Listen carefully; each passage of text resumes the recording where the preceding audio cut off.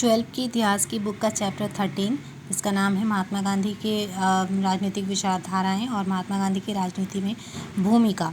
इस चैप्टर में हम बात कर रहे थे कि किस तरह से महात्मा गांधी का राजनीति में पदार्पण हुआ, वो किस तरह से भारत में राजनीति में प्रवेश के पहले दक्षिण अफ्रीका में सत्याग्रह का प्रयोग वो कर चुके थे। सत्याग्रह के में सफलता जो उन्हें मिली, उसके बाद भारत आने से पहले ही उनकी ख्याति भारत पहुंच चुकी थी। वो भारत में काफ़ी लोकप्रिय हो चुके थे।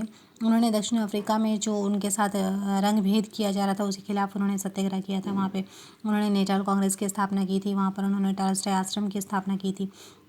तो ये सारी चीज़ें जो है उनका भारत आने से पहले ही उनकी ख्याति भारत पहुंच चुकी थी। इसके बाद हमने महात्मा गांधी की जीवनी की बात की थी और महात्मा गांधी के प्रारंभिक आंदोलनों की बात की थी, जिसमें हमने देखा कि चंपारण सत्याग्रह कैसे हुआ, उसमें उन्हें कैसी सफलता मिली।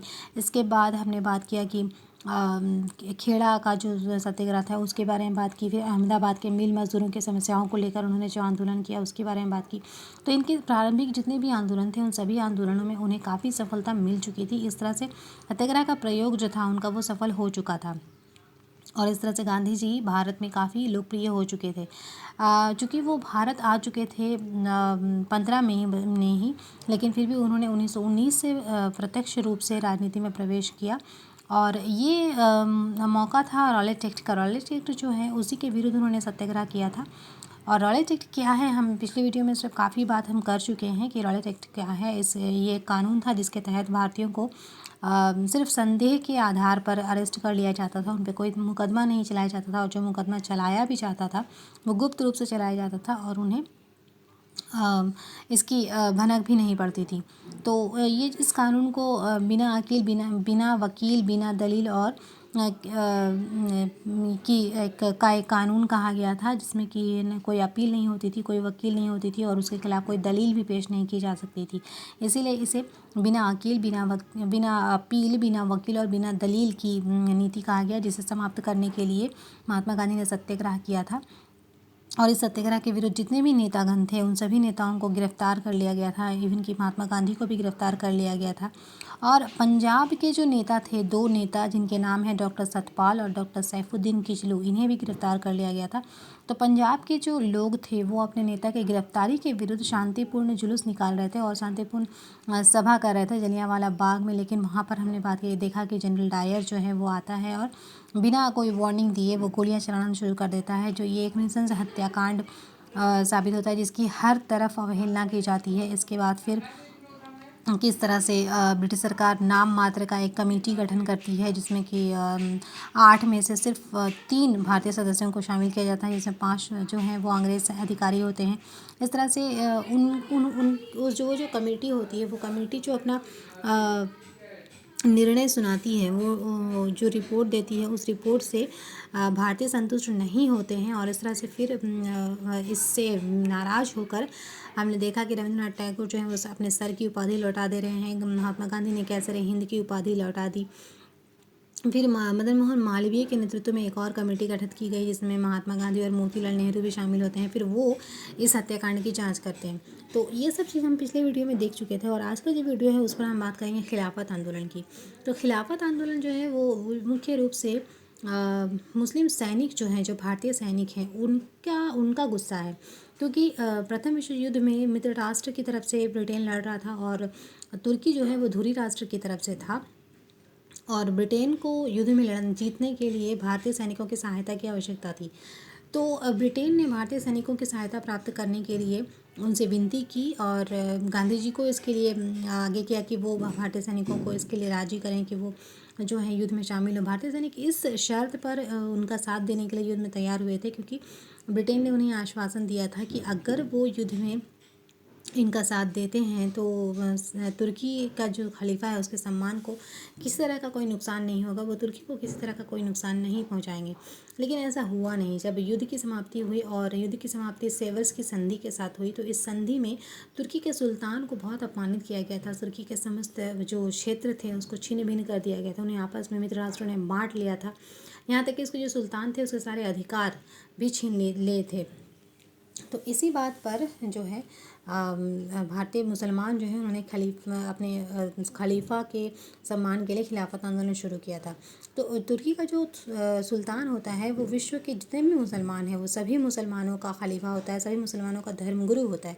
तो प्रथम विश्व युद्ध में भारतीय मुसलमानों ने तुर्की के खिलाफ अंग्रेजों की इस शर्त पर मदद की कि वे भारतीय मुसलमानों के धार्मिक मामलों में हस्तक्षेप नहीं करेंगे।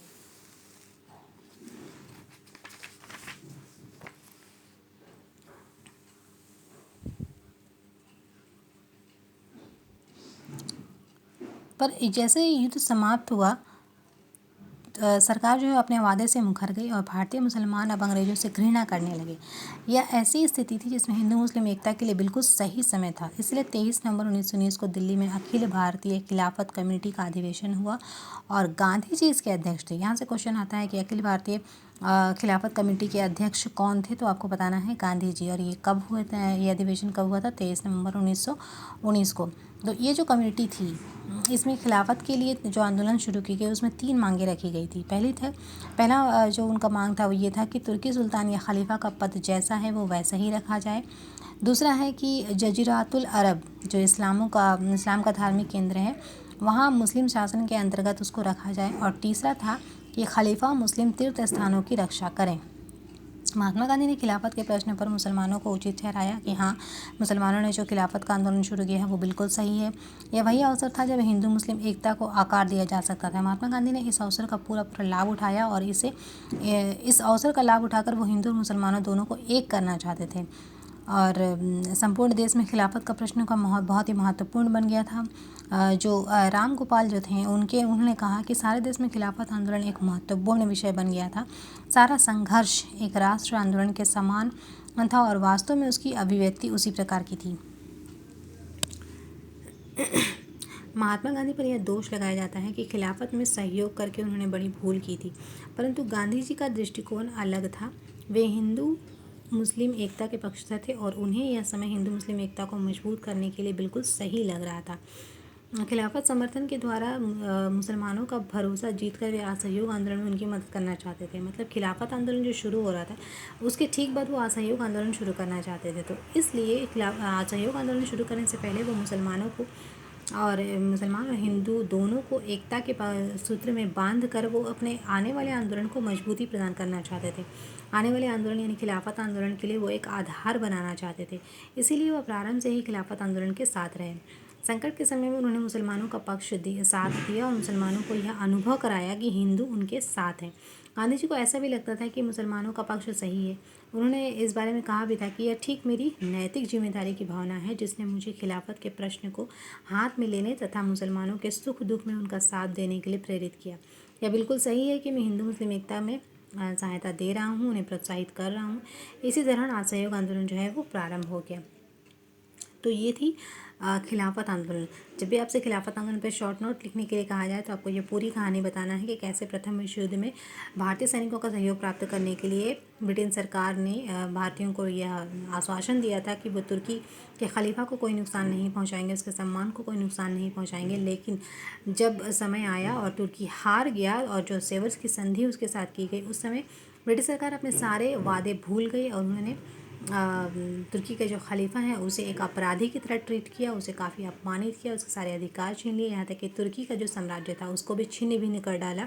और मित्र राष्ट्र जो थे उन्होंने उसे आपस में बांट लिया।